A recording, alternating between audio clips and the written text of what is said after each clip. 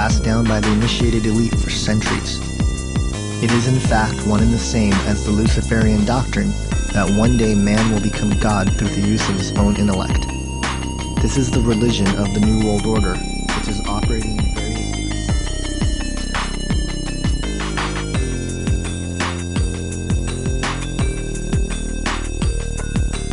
mystery school teachings as, quote, "The secret doctrine is the accumulated wisdom of all ages, the mysterious power of occult symbolism, that the facts which have actually occupied countless generations of initiated seers and prophets to marshal, to set down and explain in the bewildering series of evolutionary progress. It is the uninterrupted record covering thousands of generations of seers whose respective experiences were made to test and to verify the traditions passed orally by one early race to another of the teachings of higher and exalted beings who watch over the childhood of humanity." End quote.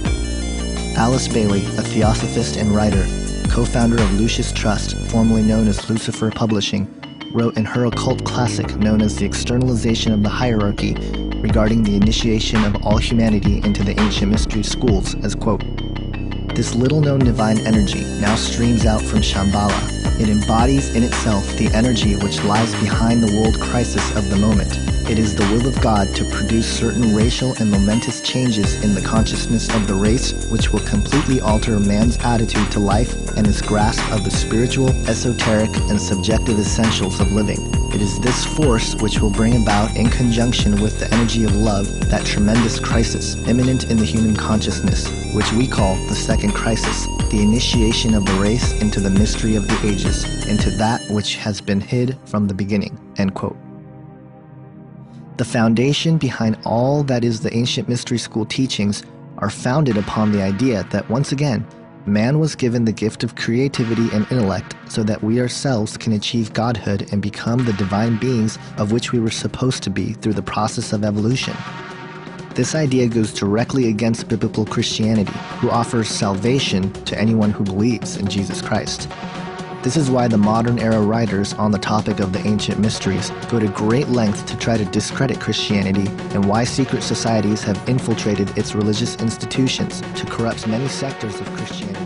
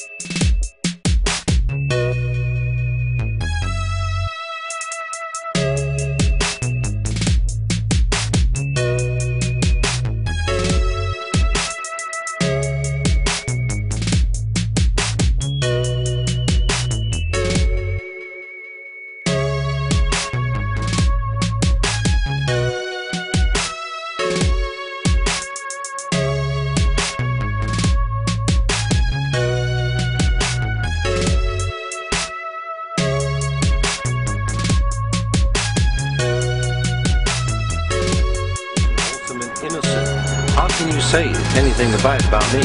Sir, you need to be born again. I am born again. Did you just say that you were Lucifer? I am Lucifer. Okay, define Lucifer for me. Pure, virtuous, wholesome, innocent individual that's out to help people. Lucifer is? Yeah. Say that again. Lucifer is a pure, holy... Virtuous. Virtuous. Now, see the Lucifer that God created? That's the same one. Oh, man, this is great. I'm going to put this on the internet.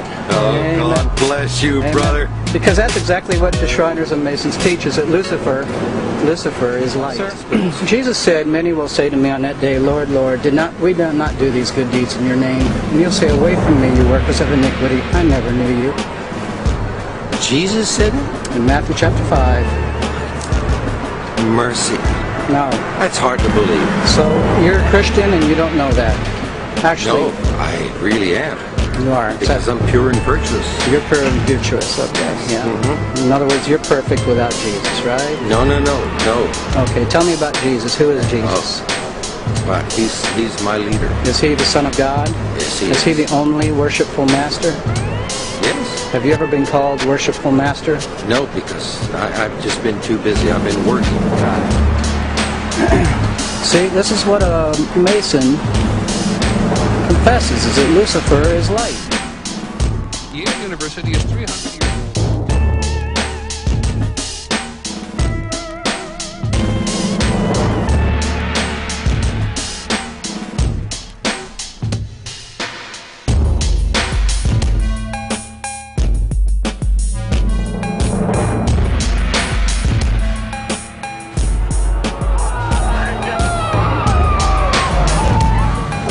Pakistan and Afghanistan, through the Philippines, to New York and Washington. A decade-long trail of intrigue and espionage.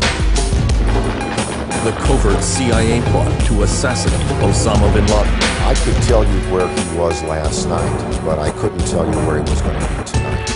And the intelligence failure which let the hijackers in. 16 of the 19 shouldn't have gotten into the United States in any way at all. An inside account of what was going on behind the scenes on 9/11. Evacuation of the White House. The panic at the White House. Watch this. When Nazi Germany attacked Britain in 1940, Winston Churchill called on his people to defend Christian civilization. Today there is a new kind of battle in Britain, and Christianity is again at stake. Dale Hurd reports from London. The coronation of Queen Elizabeth. Like British monarchs before her, she promised to maintain the laws of God and the true profession of the gospel. But Britain today is at war with the gospel and with itself. Christians who try to be Christians in the workplace risk being demoted or fired, and the government continues to push an aggressive gay rights agenda, while threatening to criminalize Christian speech and practice.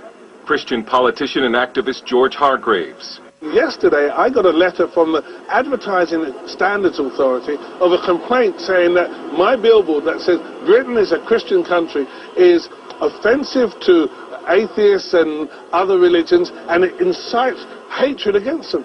What nonsense. Britain is constituted as a Christian against their paganism.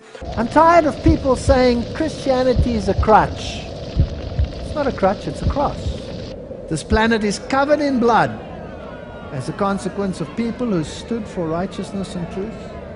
They also infiltrate the state to control the whole world. The Jesuits, they created Masons, and now they got Skull and Bones, Illuminatis, all them secret societies, friends. And whether it's Obama and all them powers, they all belong to secret societies. I love everybody. I don't have a choice if I want to go to heaven, but I got to tell you the truth. He wrote, we must move as quickly as possible to a one-world government, a one-world religion, under a one-world leader. So as he began to travel the world, over 100 trips in his 25 years, the world was watching. His first trip to a conference in Mexico in 1979 instantly transformed the world's idea of the papacy. Some 5 million jubilant people in one crowd, it was said to be the largest ever. Among those surprised was John Paul himself. Missouri Synod. Your Holiness, may I present Reverend Dr. A.R. Bernard, Sr., President of the Council of Churches of the City of New York. Your Holiness, may I present Elder Bernice King, daughter of the civil rights leaders Martin Luther King Jr. and Coretta Scott King. Your Holiness, may I present Reverend Jimmy Song Jilim, Executive Director of the Council of Churches of the City of New York. Your Holiness, may I present the Right Reverend Mark Sisk, Bishop of the Episcopal Diocese of New York. You understand the language, Your Holiness, and this is how they call this power. He think he is God. That's what their teachings is all about. Friends, religious leaders, when they come to meet this power, they wearing black, notice, dark color. They represent the sinners, and he represent God. And now listen to what Bible says. 2 Thessalonians chapter 2. This is the chapter that protests the solemnity of the present hour. 2 Thessalonians chapter 2, verse 3 and 4. Paul says, "Let no man deceive you by any means, for that day shall not come, except there come a falling away first, and that man of sin be revealed, the son of perdition, who opposes and exalts himself above all that is called God or that is worshipped, so that he as God sitteth in the temple of God, showing himself that he is God." Who do we have here at the Vatican meeting with the Pope? This is Billy Graham, a Baptist, a Protestant, meeting with the Pope. The Georgian Patriarch meeting with the Pope. The Greek Orthodox Archbishop meeting with the Pope. He's meeting with the heads of various religions in Azerbaijan. Pope John Paul II in a Muslim country in Azerbaijan, and all the different religions and leaders are out to meet him and pay him homage. The Dalai Lama at the Vatican meeting with the Pope. Who does he represent? Eastern mysticism. The Romanian Patriarch meeting with the Pope. In the first visit by a Roman pontiff to a mainly Orthodox country in nearly 1,000 years, time has come.